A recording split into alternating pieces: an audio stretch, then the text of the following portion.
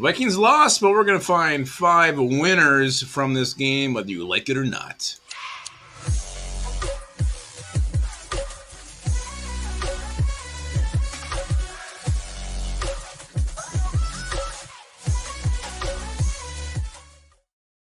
Welcome back to the Onebar and Lupagus show. I'm Lupagus here with Onebar. The Minnesota Vikings lose 27-20 to the Kansas City Chiefs, dropping their record on the season to 1-4. And we're going to find winners from this loss. You're damn right we are. You be a winner. Hit that sub button. Let's get 10,000 subs, because you know why? Once we get to 10,000 subs, we'll stop asking. So let's do 10. We won't stop asking. I think we'll ask to get to 11,000. Let's get to 10,000 subs. Let's talk some winners. Tough game. Would have rather lost by 100 points. Always comes down to the end. But you know what? There were some players that played their balls off, and we got to give them some credit. So let's talk winners. Well, there were some players, and there was also some coaches. So let's start there. Let's start to a side of the ball we don't talk much about this year. We haven't had to. Let's talk about special teams. Matt Daniels, his unit, beautiful fake punt. Greg Joseph, perfect on his kicks. And Ryan Wright, always booming the ball. Special teams Vikings, winner today. Yeah, Matt Daniels is the winner. That is the winner. Fake punt. Ty Chandler takes it in. A huge play at the point, or at that time of the game. And like you said, I mean, special teams just really hasn't been much of an issue, which is fantastic. And it's just never talked about as much as it probably should be, unless they're doing a piss poor job, and they're not. We have some very good special teams this year. So hats off to Matt Daniels. Still think at some point in his career he will be a head coach.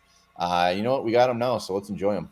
So much energy. Love the dude. Love hearing him talk at the podium. He's fantastic. Let's talk about someone else who's fantastic today.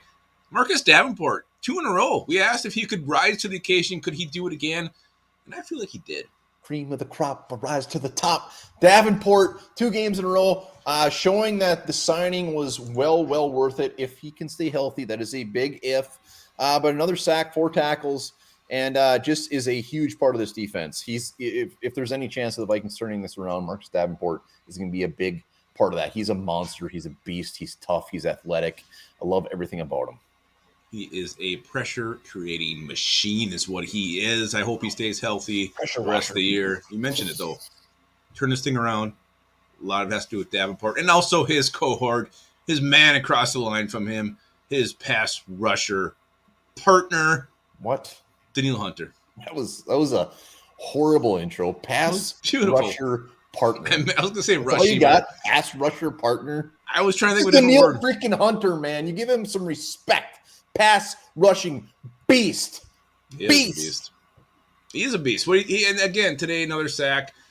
Pressures through the roof. What do you finish with? Where is his 2 tackles? Only 2 tackles, but his impact in this game was so much more than that. He's constantly back there in Mahomes' balls, and he's in everybody's balls. The dude is a beast. I cannot wait to see what his final numbers are going to be.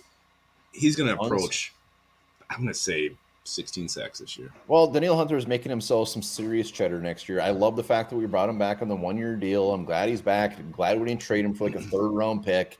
If we didn't have him on this defense, there would be some serious issues. The chances of him coming back to Minnesota next year, probably slim. Never say never, but the dude's showing that he's one of the best. And the thing is with Davenport, I mean, maybe Davenport is putting on a display for the Vikings to bring him back next year. Yep.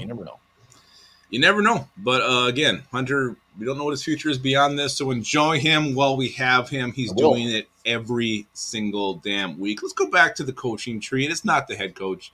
No. It's the defensive coordinator. He's on the bad list. It's Brian Flores. Our defense, the game plan was solid today. Did enough to win this thing, but came up a little bit short. Yeah, I mean, look at what we did on the against the run. They averaged 3.2 yards a carry. They ran the ball 21 times. Mahomes didn't even have a rush, which is a big deal. I mean, when you hold Patrick Mahomes 281 yards and only 2 touchdowns, you're putting your team in a spot to win the game. Unfortunately, we just continue to step on our dick on the offensive side of the ball. So Brian Flores is not getting a fair shake when it comes to the defensive stats, but he gave us a good game plan. We should have won.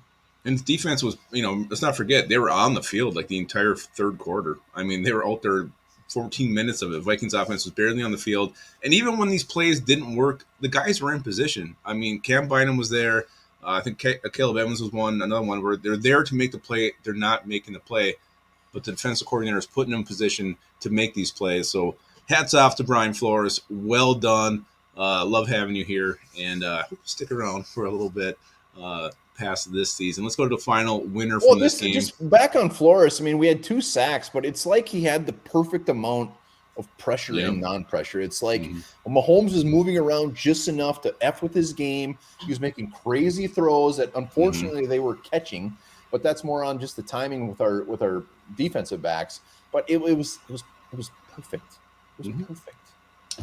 Well, it could have been more perfect. He would have won this damn thing. But I'm just saying, he set these guys up. He put them in a He put them in position to win the game, and that's all you can ask for your coach to do. Fortunately, the head coach couldn't do the same. Let's go to the last winner of this one. It's our rookie. Is it fair to call him a phenom at this point, Jordan Addison? Phenom, no, not fair. Very good, very very high ceiling, giving us a lot of reason to be excited. But phenom's a little much at this point. That's like Doogie Howser is a phenom, and Randy Moss. Doogie Howser. Right in his journal at the end. Yeah. So Jordan Addison, 6 catches, 64 yards, and a touchdown. 6 catches on 9 targets. And you know what? He might be tiny, but he plays tough. He did. He does. And he kind of became the number 1 receiver. Jefferson went down. Addison was the man. And you know what? Unlike some of the tight ends, he caught almost everything thrown his way. Yeah. And depending on, I mean, we all hope Justin Jefferson, we don't know what's up with his hamstring, what's going on there. If for some reason he has to miss some time, which damn it, he better not, or we're screwed. Jordan Addison will easily be the number 1 receiver. And if he was a number 1 receiver, he would be putting, you know what, maybe he would be a phenom. He's just not getting He'll become a phenom. He can still become a phenom in your rookie season. Oh, hell, only 5 games in. Anytime. All right, so that is it. Top 5 winners from the Vikings. 4th loss of the season. This one coming again at home to the Kansas City Chiefs. Let us know in the comments. You got any other winners, or if you feel like everybody's a loser, don't. Let us know what you think. We want to hear it.